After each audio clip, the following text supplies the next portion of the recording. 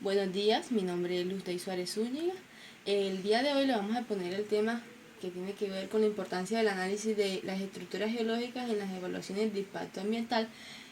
Vamos a tratar un tema en específico, un proyecto que se llama Proyecto Piloto Valencia, mejoramiento para las vías de bajos volúmenes de tráfico utilizando tecnologías alternativas. Para no llegar al grano en lo que queremos, que es el estudio geológico de ese suelo, por decirlo así, vamos a dar como una pequeña introducción de de qué se trata el proyecto, ¿cierto?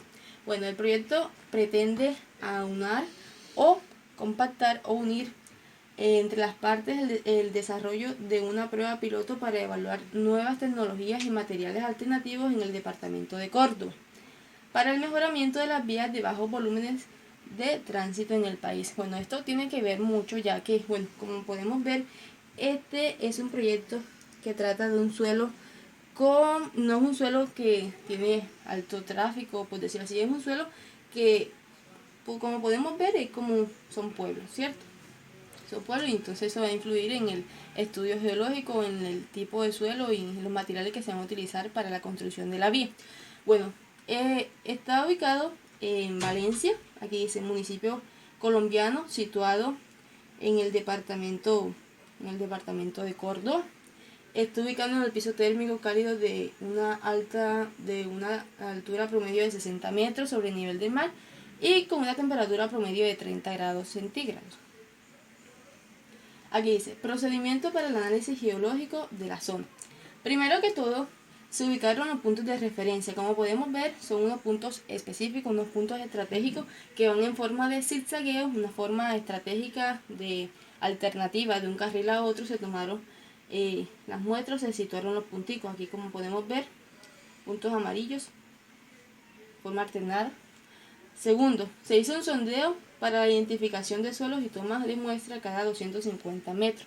Aquí, como podemos ver, cada 250 metros se tomaron las muestras y 250, 500, 750 hasta llegar al kilómetro. Y sí, después se realizaron apiques. Los apiques son como las perforaciones, como excavaciones y la toma de muestras con una profundidad de 40 centímetros. Aquí en estos puntos donde estoy señalando. Los apiques, como ya lo había dicho, son esas perforaciones. Aquí podemos ver a la ingeniera que está, bueno, aquí supervisando la obra, que están unos apiques de forma alternada en la parte izquierda, en la parte derecha y así sucesivamente. Aquí se están tomando las muestras. Se toman unas muestras, si no estoy mal, de 50 kilogramos de esa muestra. Aquí dice, información compilada de la exploración. Aquí, como podemos observar, está ese formato de registro de perforación en el cual se pueden ver este tipo de suelo. Aquí con esta coloración, con esta forma, con estas estructuras. Aquí podemos ver unas pequeñas gravitas, arena y así sucesivamente. Aquí podemos ver otro tipo de suelo. Bueno, pero ¿cómo podemos identificar esos suelos?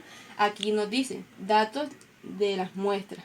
Aquí podemos ver que es arcilla fina de color pardo rojizo, grava de 1 pulgada. Aquí dice limo arcilloso de color pardo rojizo, arcilla de consistencia de color pardo, arcilla de consistencia de color pardo rojizo. Entonces, pero ahí nos dicen esos datos, ahí nos dicen ese tipo de materiales. Pero nosotros, ¿cómo podemos identificar esos materiales? Bueno, aquí con esta ayuda de esta paletica de colores, podemos hacer como una comparación entre lo que nos muestran aquí estos datos y el tipo de color que se caracteriza o sí, que presenta. Entonces, aquí en esta paletica de color nos pueden decir que es pardo rojizo. Bueno, el pardo rojizo, como podemos ver, se encuentra situado en esta parte, que se encuentra una coloración más oscurita. Y aquí dice pardo arcilla, que son estas partecitas forma arcillosa. Bueno, y esto aquí podemos evidenciar con la ayuda de la paletica lo que nos dice aquí este formato. Bueno, aquí en una aclaración, estos datos se demuestra son valor visual, no tiene que ver con datos así como de laboratorio todavía, porque solamente es visual, datos visual. Bueno, después, como podemos observar, las características del suelo que se mostraron solamente eran arcilla, unas pocas gravitas, limo y arena. Entonces, como podemos observar, las partículas que tienen un rango igual o menor de 2 milímetros se clasifican en 3 partes, que son la arena, los limos y las arcillas, que es lo que caracteriza a ese suelo como tal.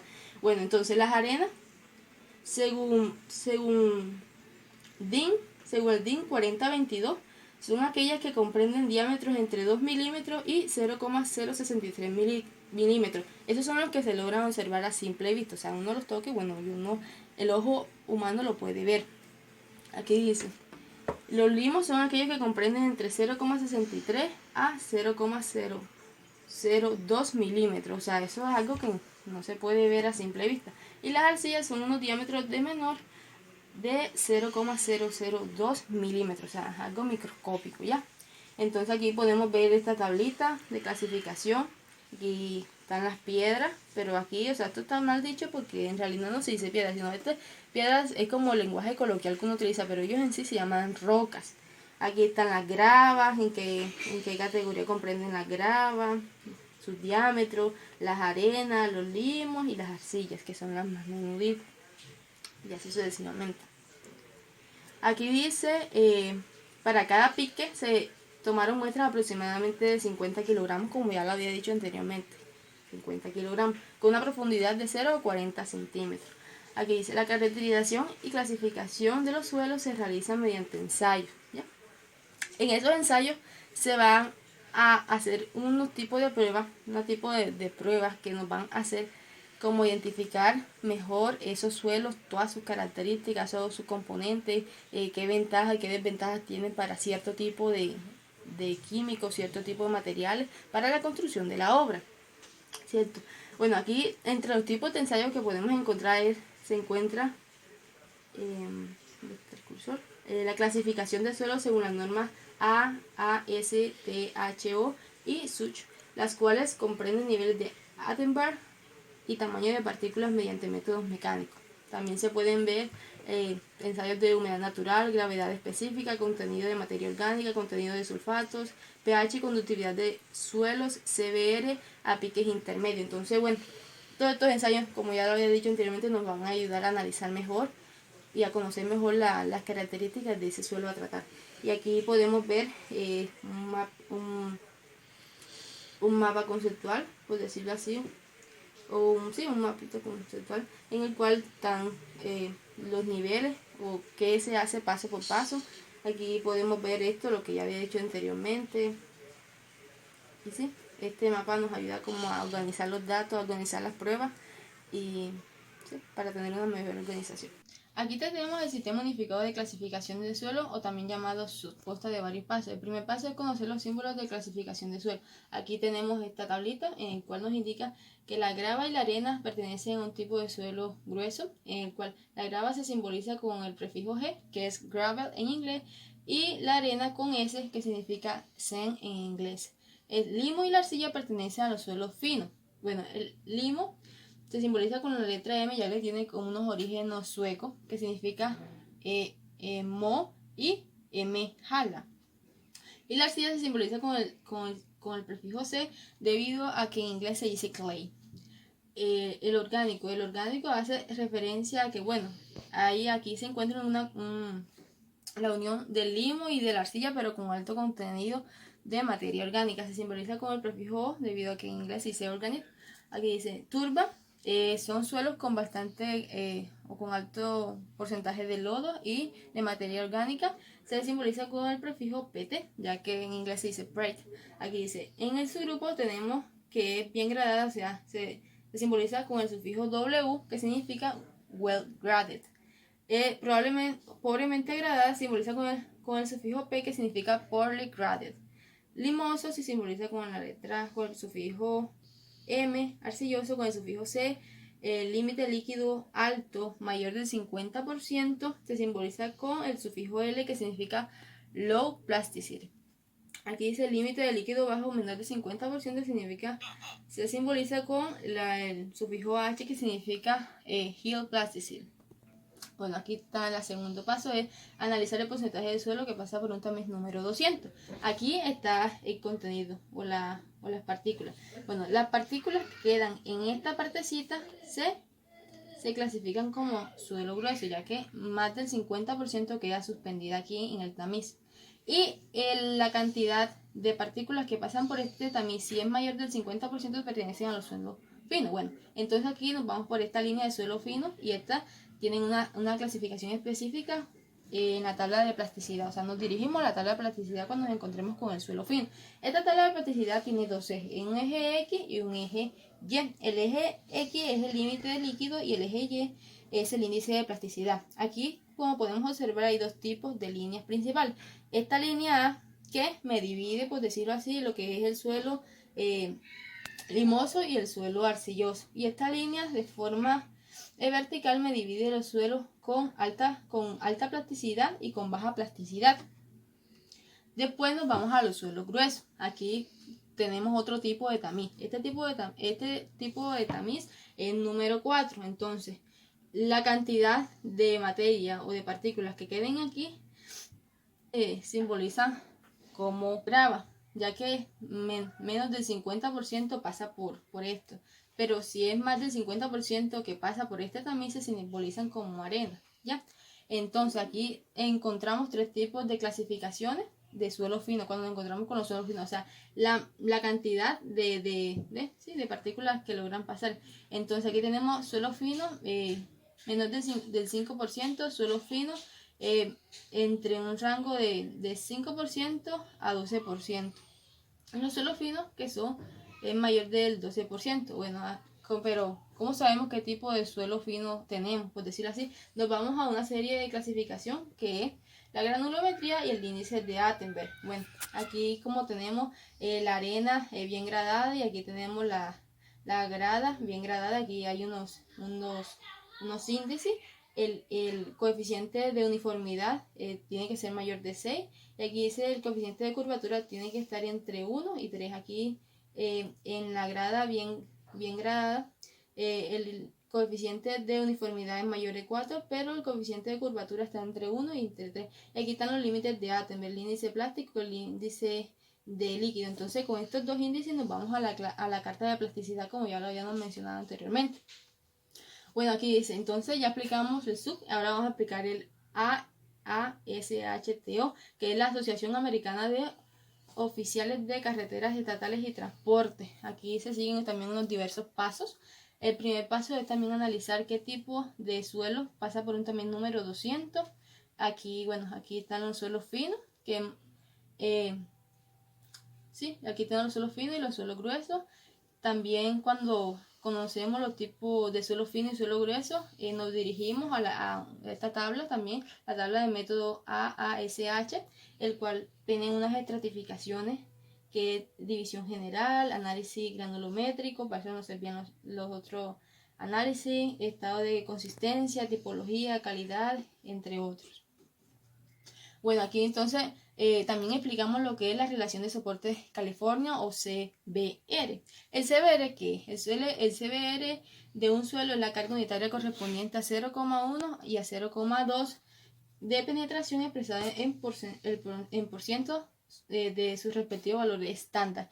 También podemos decir que la relación de soporte de California no es un número, no es un valor constante, ya que eso depende de las condiciones en las cuales se haya encontrado la muestra al momento de tomarla.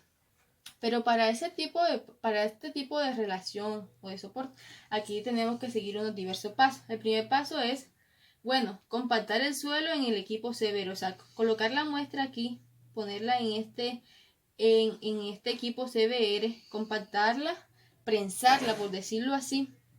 El segundo paso que hacemos es esta muestra ya prensada la sumergimos en agua y hacemos como una simulación de la humedad que tendría ese suelo al momento, o sea, en el lugar donde se haya tomado. O sea, hacemos como un tipo de simulación de la humedad. Y por último se le hace como una penetración de un pistoncito llamado plotter, en el cual nos va a decir, bueno, qué está sucediendo con nuestra muestra, si está cambiando. Y aquí esto lo hacemos con el fin de saber si esta muestra tiene la capacidad de soportar un determinado peso. Entonces eso va a ser bastante clave en el momento de hacer todo el proceso que vayan a hacer con la construcción. Aquí tenemos el dibujito. Bueno, aquí como podemos observar están las muestras de campo, se dividieron en 4 partes. Bueno, estas 4 partes, cada partecita va a tener un destino específico. Aquí están los muchachos analizando el suelo. Aquí están las diferentes muestras tomadas en el campo. Aquí está la simulación de humedad, como ya había dicho anteriormente. Y aquí está el equipo CBR y aquí está todo el montaje. Listo, entonces todos estos análisis, todos estos ensayos nos ayudan, por decirlo así, definir los procesos de modificación con fines de estabilizar el suelo. O sea, lo que finalmente hacemos es para una estabilización del suelo. Hay 2 tipos de estabilización: estabilización química y la estabilización mecánica. La estabilización química, como su mismo nombre lo indica, es una estabilización mediante productos químicos en el cual hace que estos productos cambien lo que es decir las propiedades moleculares del suelo, lo hacen que se compacte, que se adhiera las partículas. Y en la estabilización mecánica es como una propiedad de cambio de la granulometría en el cual se agrega o se saca partículas del suelo. Aquí, bueno, todos estos aditivos, los aditivos más usuales para la construcción de vías sería el cal, el cemento y el asfalto. Aquí como lo podemos ver, cal, cemento y asfalto.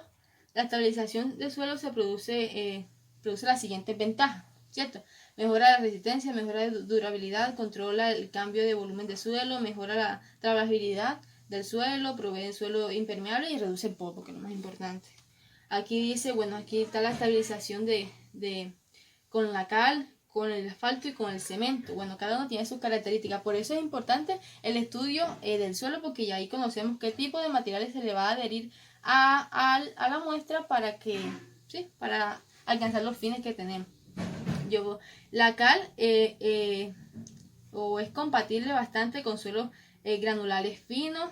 El asfalto no se compacta o no se une, por decirlo así, con el suelo, sino que hace una acción de impermeabilizarlo. Y aquí puse el cemento en amarillito, o sea, para diferenciarlo, ya que el cemento es el que se va a utilizar en este caso, ya que es compatible o tiene mayor eficiencia con lo que son las arenas y las arcillas, que es el tipo de suelo que prevaleció en las muestras. Aquí podemos ver que este suelo, además de adherirle cemento, por decirlo así, se le va a adherir lo que son los químicos. Y aquí podemos ver que la propiedad del suelo más el químico adherido es igual a la resistencia del suelo. O sea que esto va a hacer que este suelo tenga o que adopte unas características más unificadas. Aquí la están probando en un laboratorio.